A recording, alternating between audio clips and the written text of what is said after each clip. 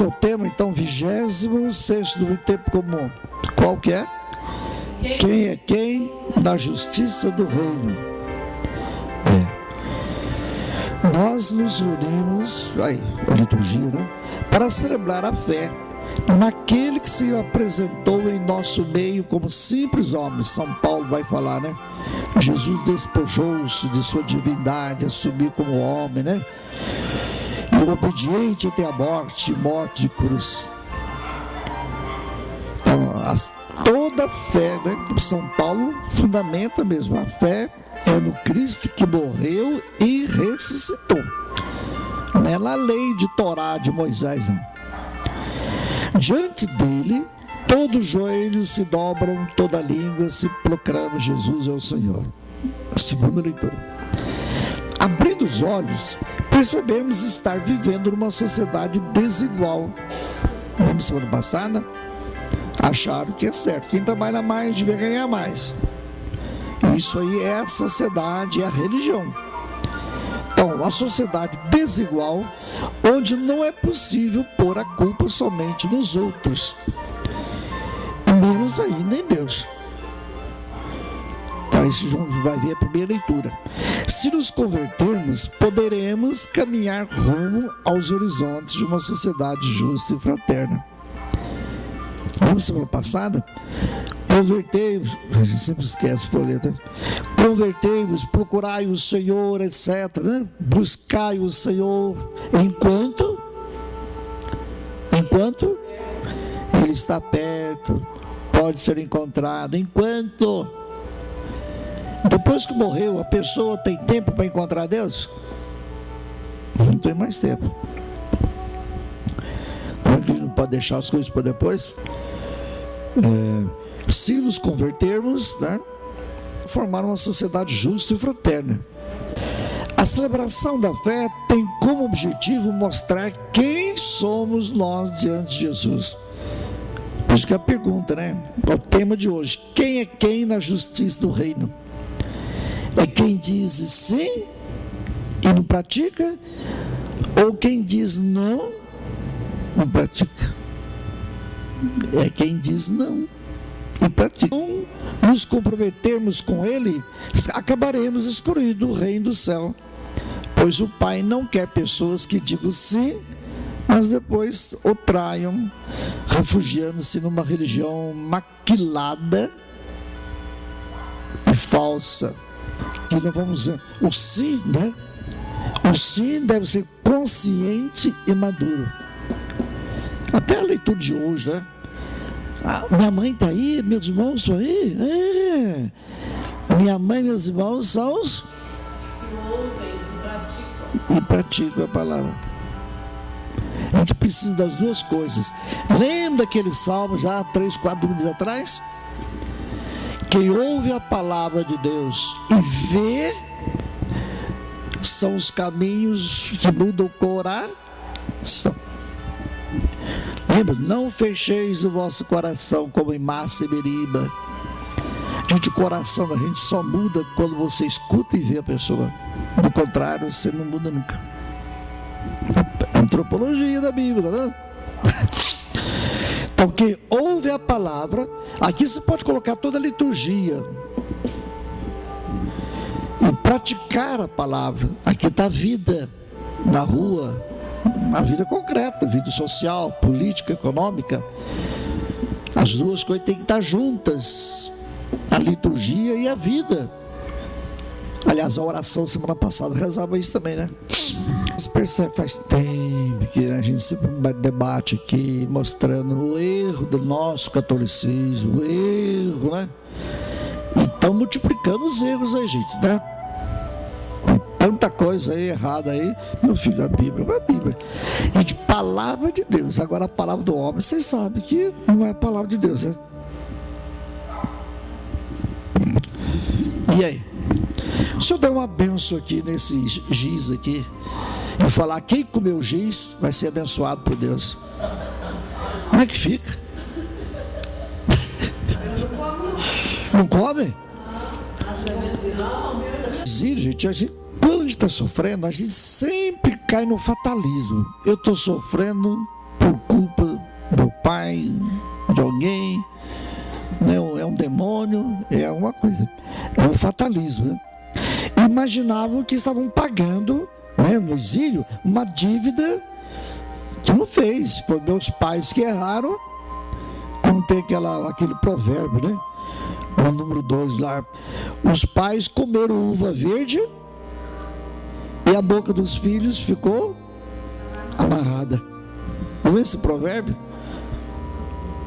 Então, será que o povo foi vítima de um passado errado, sem possibilidade de enxergar algo de novo no futuro? Então, é justamente contra esse modo de pensar e de agir, né, que o profeta Ezequiel vai levantar, né? Como vocês viram aí, Deus vai perguntar: vocês estão falando que a minha conduta está errada? É eu que estou errado ou você que estou errado? Tá vendo? Jesus vai perguntar também, né? É tão interessante uma pergunta que vai questionar os fariseus a perceber, né? Deus não sente prazer na morte de suas criaturas. Sendo Deus da vida, Ele quer que todos possuam a vida. Em segundo lugar, né, Deus não é injusto, ofereceu ao povo possibilidade de um novo início. Lembra semana passada? Vai, contrata de manhã, sai às 9, meio-dia, às 3, às 5. Dá sempre possibilidade. É Deus que procura dar trabalho para nós da vinha. Não pode falar que Deus, né? Se nós estamos no exílio, lembra que o exílio? O exílio aí naquela época foi no ano entre 590 até 593. Até 540 para aí. Então nessa época difícil, né? A infidelidade a Deus foi forte. Então o profeta preocupa-se, né, em destruir as falsas esperanças. Então muita gente fala: Deus é culpado, mas não vamos voltar para Jerusalém. Meu filho, se vão voltar, vamos. Não porque nós estamos nos convertendo, porque é projeto de Deus. Então, né, ele fez uma relação com Deus nesses termos coletivos, né? E não em termos individuais. Lembra, nessa época do exílio, eles não tinham templo, não tinha sacerdote, não tinha culto, não tinha, né? Os exilados estavam desiludidos, duvidavam de Deus. Então o profeta vem animar nessa certeza que a conduta de Deus não está errada. É nós que estamos errados. Então, é uma vida errada, mas tem conduta boa. E acreditar então em quem? Sempre em quem faz, não quem diz. Eu posso dizer errado, mas eu faço o certo. Lembra? É no comportamento que acontece o sacramento.